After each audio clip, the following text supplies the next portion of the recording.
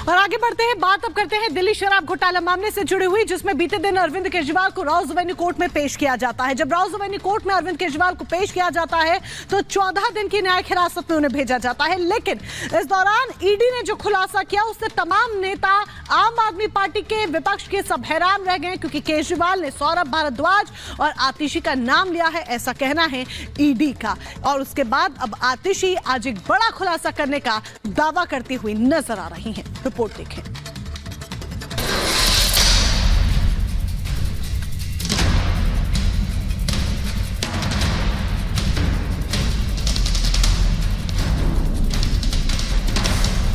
दिल्ली शराब घोटाले में नया ट्विस्ट। केजरीवाल ने लिया नाम, आतिशी सौरभ परेशान। दारू घोटाले में फंसी आपकी पूरी कैबिनेट।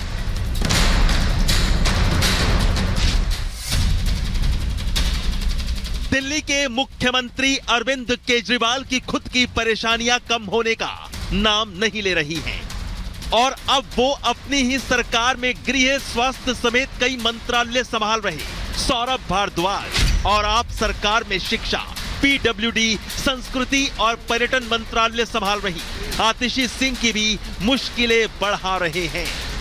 दरअसल ईडी ने दावा किया है कि दिल्ली के मुख्यमंत्री अरविंद केजरीवाल ने पूछताछ में कई बड़े खुलासे किए हैं।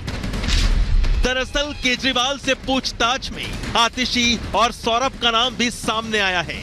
ईडी के वकील ने दोनों के नाम का जिक्र किया। ईडी ने दावा किया कि केजरीवाल ने दोनों के नाम लिए हैं। केजरीवाल के हवाले से ईडी के वकील ने बयान दिया कि विजय नायर दोनों नेताओं को रिपोर्ट करता था। शराब घोटाले का मुख्य आरोपी है विजय नायर। ईडी के इस दावे के बाद भारतीय जनता पार्टी के नेता आम आदमी पार्टी पर हमलावर हो गए, तो आम आदमी पार्टी लोकतंत्र खतरे में होने की दुहाई दे रही है। केजरीवाल जी लहराते थे वो फर्रे सबूतों के और कहते थे निकलो बाहर मकानों से, जंग लड़ो बेईमानों से। पहले लड़े थे गोरों से, अब लड़ेंगे चोरों से। वही सारे चोर उनके बचाव में कल उतरे। बहुत ही अफसोस हुआ देखकर। केजरीवाल जी ने अपने पुराने साथियों के साथ क्या कुछ किया, एक एक करके सबके साथ विश्वासघात किया। अब नए साथियों का क्या हर्ष हो रहा है और क्या हशर होने वाला है, आपको बहुत जल्दी पता चल जाएगा।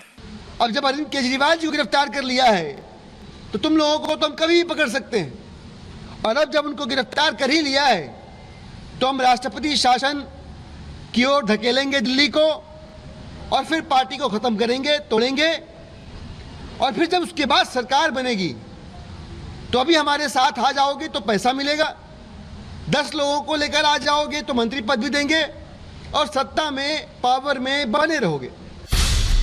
एक तरफ आम आदमी पार्टी के नेता अपने ही विधायकों का हवाला देकर बीजेपी पर ऑपरेशन लोटस चलाने का आरोप लगा रही है, तो बीजेपी के राज्यसभा सांसद सुधांशु त्रिवेदी ने केजरीवाल पर अलग अलग अंदाज में तंज कसा है।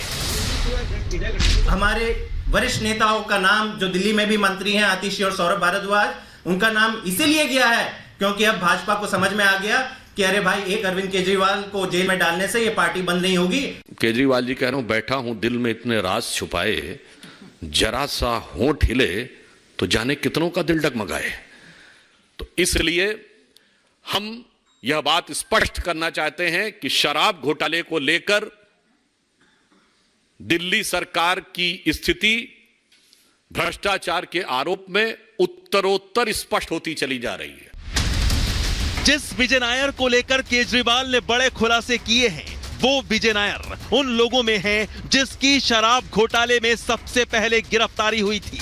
सीबीआई ने विजय नायर को मनीष सिसोदिया का करीबी बताया था, लेकिन जब सुनीता केजरीवाल, आतिशी और सौरभ भारद्वाज से मीडिया ने सवाल किया तो किसी ने सवाल टाल दिया तो किसी ने चुप्पी साध ली।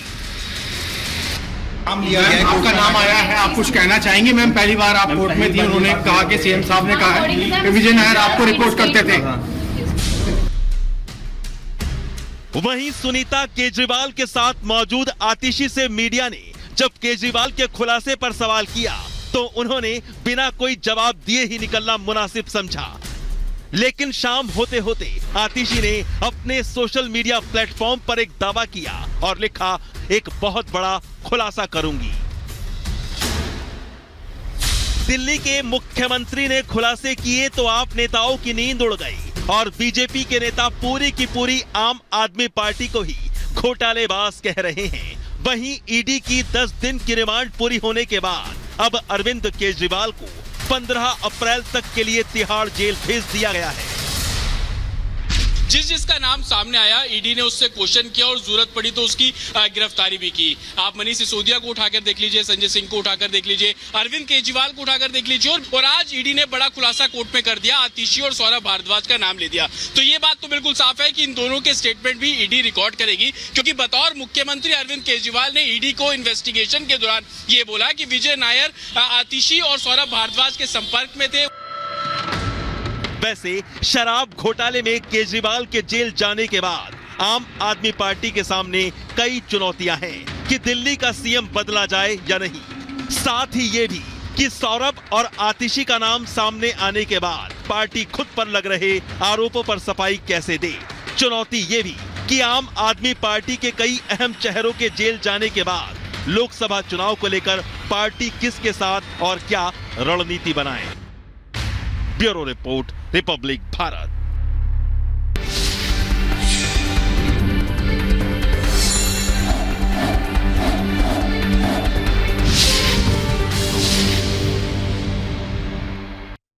तो चलिए अब बात आगे बढ़ेंगे और चुनावों की करेंगे। दरअसल पूर्णिया सीट आरजेडी के खाते में चली गई है, लेकिन पप्पू यादव का पूर्णिया सीट से मोह भंग नहीं हो रहा है। यहां तक कि पप्पू यादव ने इस बात का भी ऐलान कर दिया है कि वो पूर्णिया सीट से अपना नामांकन दाखिल करेंगे और साथ ही एक वीडियो भी पप्पू यादव ने जारी किया है जिसमें वो आरजेडी से पूर्णिया सीट को लेकर अपील करते हुए भी नजर आ रहे हैं।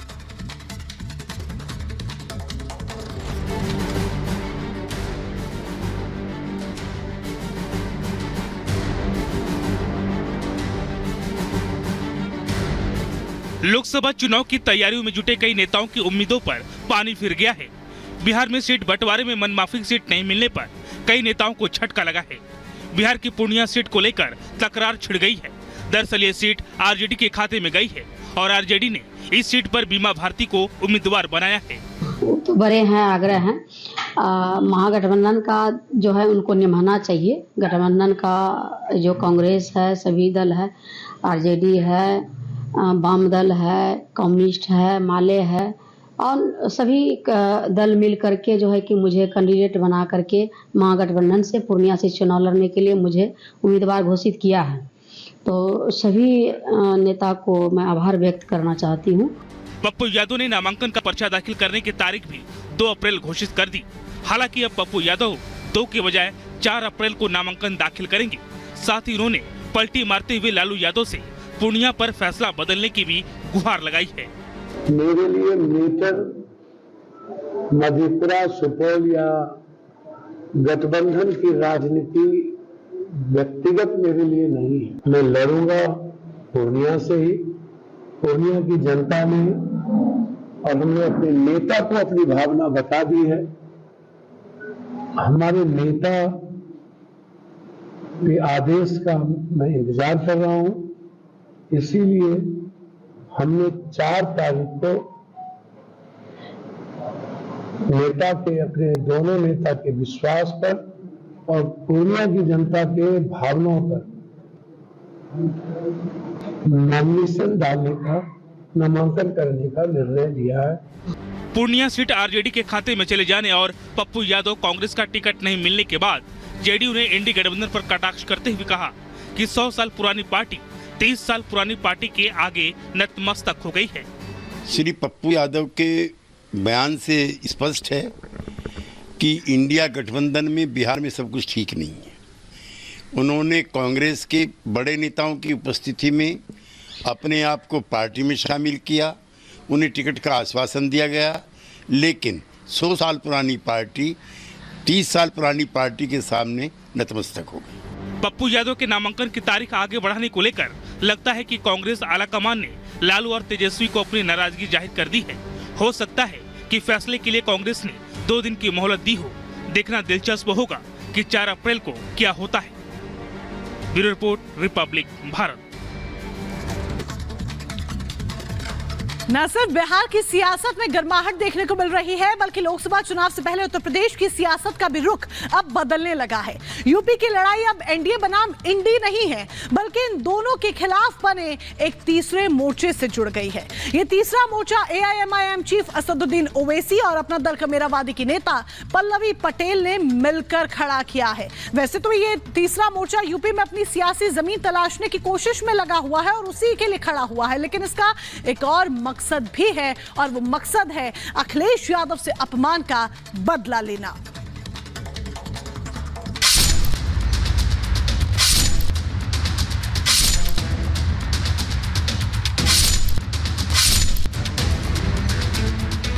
लोकसभा चुनाव के ठीक पहले अखिलेश यादव के पीडीए को बड़ा झटका लगा। यूपी में अपना दल कमेरावादी की नेता पल्लवी पटेल और एआईएमआईएम चीफ के बीच में गठबंधन ने अखिलेश यादव की नींदें उड़ा दी। इस तीसरे मोर्चे का नाम पीडीएम रखा गया, यानी पिछड़ा दलित और मुसलमान न्याय मोर्चा।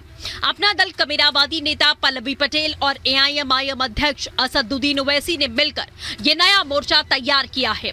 सवाल यही कि लोकसभा चुनाव में ये मोर्चा इंडी गठबंधन और खास तौर पर अखिलेश यादव की कितनी मुश्किलें बढ़ाने वाला है।